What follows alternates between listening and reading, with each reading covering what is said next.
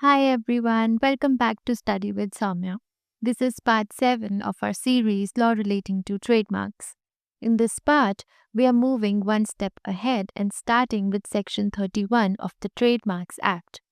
So far, we have understood concepts like passing off, infringement, and the limits on the effect of a registered trademark. Now it's time to answer a very fundamental question. What is the legal value of the trademark registration itself? Section 31 deals with the registration of a trademark as prima facie evidence of its validity.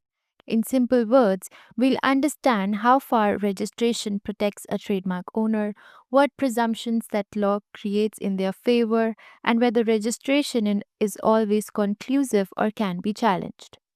This section is short but highly important for exam as well as practical application. So let's break it down clearly and conceptually.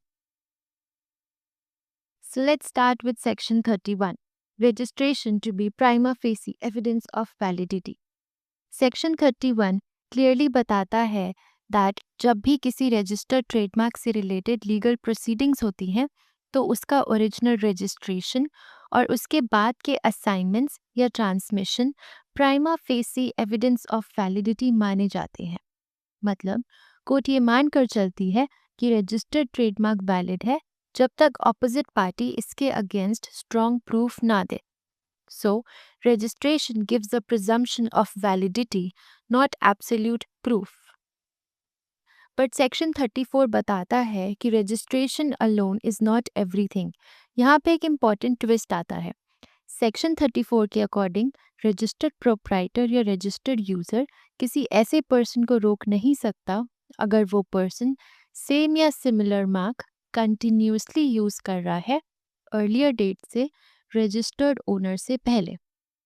मतलब अगर कोई person पहले से trademark use कर रहा था even without registration तो letter registered owner उसको रिस्ट्रेन नहीं कर सकता. दैट मीन्स प्रायर यूज देखा जाएगा. नेक्स्ट इज अनरजिस्टर्ड ट्रेडमार्क का protection that is passing of. इसका लॉजिकल रिजल्ट ये है कि अगर ट्रेडमार्क अनरजिस्टर्ड है तो भी owner passing of action file कर सकता है. कोर्ट्स ने बार बार ये होल्ड किया है कि ट्रेडमार्क ओनरशिप का बेस रजिस्ट्रेशन नहीं बल्कि कमर्शियल यूसेज है. बिजनेस में कौन पहले यूज कर रहा था ये सबसे इम्पोर्टेंट है. So unregistered marks are protected through passing off based on use. Next there is a case law that is Uniply Industries case. Supreme Court ने इस केस में बहुत इंपॉर्टेंट प्रिंसिपल्स ले डाउन किए. First is priority of use decides ownership. अगर trademark inherently distinctive है तो ownership decide होती है कौन पहले गुड्स या सर्विसेज बेच रहा था उस मार्क के साथ. दैट इज जो भी फर्स्ट यूजर है वो सीनियर ओनर माना जाएगा. So ownership depends on first use and not first registration. Second is protection starts from use itself. Court ने कहा कि ऐसे डिस्टिंक्टिव मार्क्स को अडॉप्शन और ट्रेड में यूज के तुरंत बाद लीगल प्रोटेक्शन मिल जाता है. रजिस्ट्रेशन का वेट करना कंपलसरी नहीं है. That means protection begins from use in trade and not registration. Third is even small cells matter. कुछ कोर्ट्स ने ये भी कहा कि चाहे सेल्स बहुत कम हो फिर भी वो प्रायोरिटी इस्टेब्लिश करने के लिए सफिशिएंट हो सकती हैं. इसका टेस्ट क्या होता है? Continuous prior use, public familiar कितनी है उस मार्क से, और वॉल्यूम सेकेंडरी फैक्टर है. So small but continuous use is enough to claim priority. इस पूरे डिस्कशन का एक क्लियर कंक्लूजन है. ट्रेडमार्क का रियल ओनर वही होता है जो पहले यूज करता है चाहे मार्क रजिस्टर्ड हो या अनरजिस्टर्ड. रजिस्ट्रेशन सिर्फ प्राइमा फेसी वैलिडिटी देता है लेकिन अल्टीमेट ओनरशिप डिसाइड होती है यूसेज से.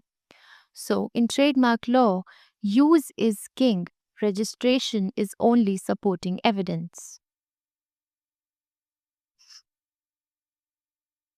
Next topic is assignment and transmission of trademark. सबसे पहले समझना ज़रूरी है कि असाइनमेंट और ट्रांसमिशन दोनों का मतलब ओनरशिप ट्रांसफ़र होता है, बट मोड डिफरेंट होता है। असाइनमेंट एक वॉलेंट्री ट्रांसफ़र है by the act of the parties, और transmission transfer by operation of law है, जैसे डेथ, इंसॉल्वेंसी, सक्सेशन, एक्सेट्रा। अब इसको सेक्शन वाइज समझते हैं। Section 37, right of registered proprietor to assign.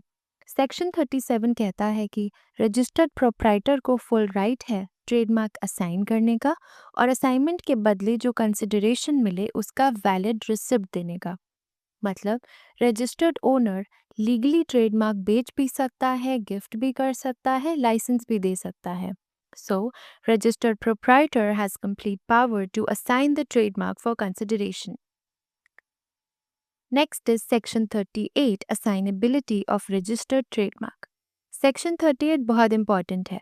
इसके अकॉर्डिंग रजिस्टर्ड ट्रेडमार्क असाइन या ट्रांसमिट हो सकता है गुडविल के साथ या गुडविल के बिना, सभी गुड्स एंड सर्विसेज के लिए या सिर्फ कुछ गुड्स एंड सर्विसेज के लिए। मतलब ट्रेडमार्क को पार्शली भी असाइन किया जा सकता है।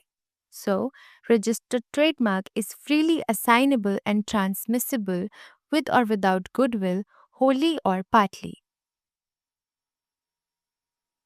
Next is Section 39, Assignment of Unregistered Trademark. यहाँ एक कॉमन डाउट क्लियर होता है। सेक्शन 39 कहता है कि अनरजिस्टर्ड ट्रेडमार्क भी असाइन या ट्रांसमिट हो सकता है, चाहे गुडविल के साथ हो या बिना गुडविल के। मतलब रजिस्ट्रेशन कंपल्सरी नहीं है असाइनमेंट के लिए। So, even unregistered trademarks can be assigned or transmitted. Next is Section 40, Restriction on Assignment Creating Confusion. अब यहाँ लॉ थोड़ा स्ट्रिक्ट हो जाता है।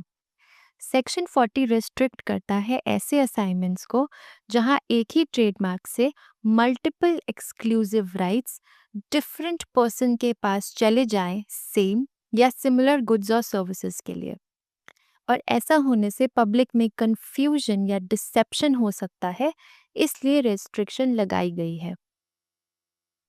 बट एक एक्सेप्शन है। अगर गुड्स डिफरेंट मार्केट में बेचे जा रहे हो या इंडिया और एक्सपोर्ट मार्केट अलग हो तो असाइनमेंट इनवैलिड नहीं माना जाएगा। So assignment is not allowed if it causes confusion unless goods are sold in different markets. Next is Section 42, which talks about assignment without goodwill. ये एग्जाम के लिए बहुत इम्पॉर्टेंट है। अगर ट्रेडमार्क गुडविल के बिना असाइन किया जा रहा है तो असाइनमेंट ऑटोमेटिकली इफेक्टिव नहीं होता। असाइनर को ये स्टेप्स फॉलो करने होंगे। रजिस्ट्रार से डायरेक्शंस लेना, रजिस्ट्रार के कहने के अकॉर्डिंग असाइनमेंट को एडवर्टाइज करना, प्रिस्क्राइब्ड मैनर में एडवर्टाइजमेंट करना। जब तक ये कंडीशंस फॉलो नहीं होती असाइनमेंट वैलिड नहीं होता। So assignment without goodwill is valid only after registrar's directions and advertisement. Next is section 43, certification trademarks. Certification trademarks के लिए स्पेशल रूल है। सेक्शन 43 कहता है कि सर्टिफिकेशन ट्रेडमार्क असाइन या ट्रांसमिट तभी हो सकते हैं जब रजिस्ट्रार कंसेंट दे। Without registrar's consent, assignment invalid होगा। Next is Section 44, Associated Trademarks. इनका रूल थोड़ा यूनिक है। सेक्शन 44 के अकॉर्डिंग एसोसिएटेड ट्रेडमार्क असाइन या ट्रांसमिट सिर्फ एज अ होल किए जा सकते हैं, बट बाकी सब पर्पसेस के लिए उन्हें सेपरेट ट्रेडमार्क्स माना जाता है। So, associated trademarks move together for assignment but are treated separately otherwise. Next is Section 45, Registration of Assignment and Transmission. Section 45 कहता है कि असाइनमेंट या ट्रांसमिशन को रजिस्ट्रार के रजिस्टर में रिकॉर्ड करना ज़रूरी है। अगर असाइनमेंट की वैलिडिटी पर पार्टीज के बीच डिस्प्यूट हो जाए तो रजिस्ट्रार असाइनमेंट रजिस्टर करने से मना कर सकता है जब तक कॉम्पिटेंट कोर्ट राइट्स डिसाइड ना करे।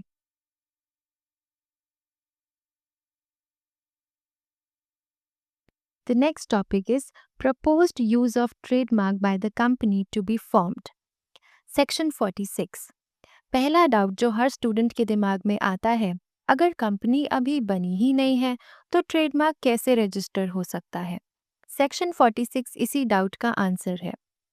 सेक्शन 46 रजिस्ट्रार को पावर देता है कि वो फ्यूचर यूज के बेसिस पर भी ट्रेडमार्क रजिस्टर कर सकता है अगर उसे लगे कि इंटेंशन जेन्युइन है।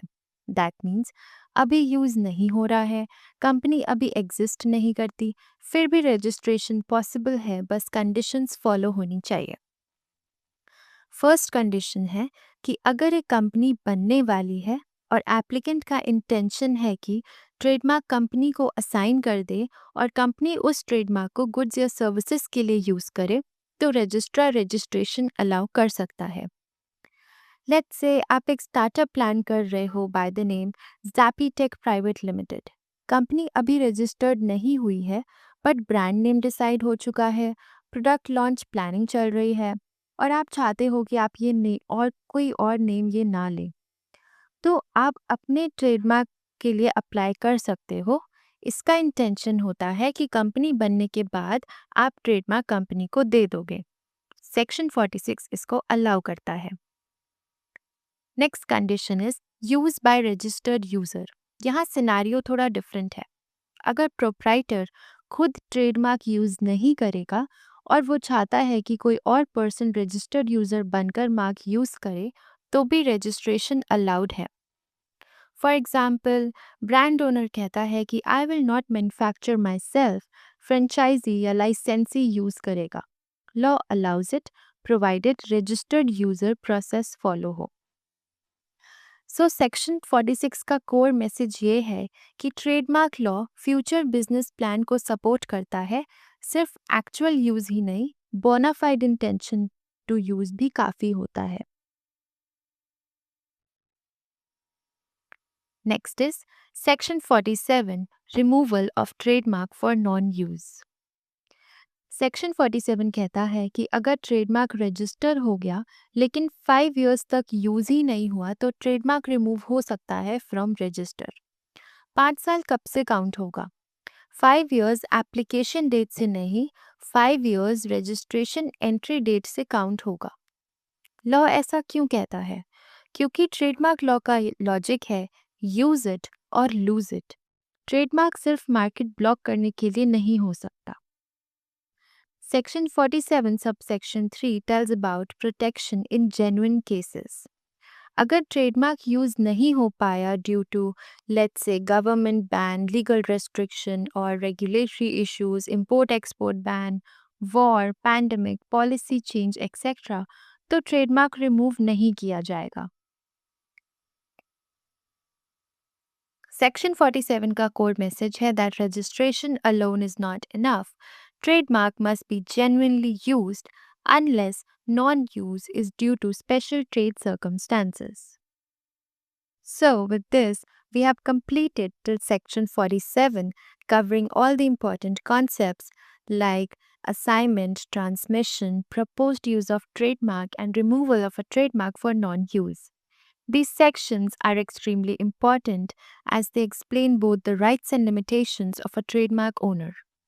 In the next video, we will begin with section 48, registered user of a trademark, and understand who can legally use a registered trademark and under what conditions. If this video helped you, don't forget to like, share, and subscribe to the channel and press the bell icon so you never miss an update. See you in the next video.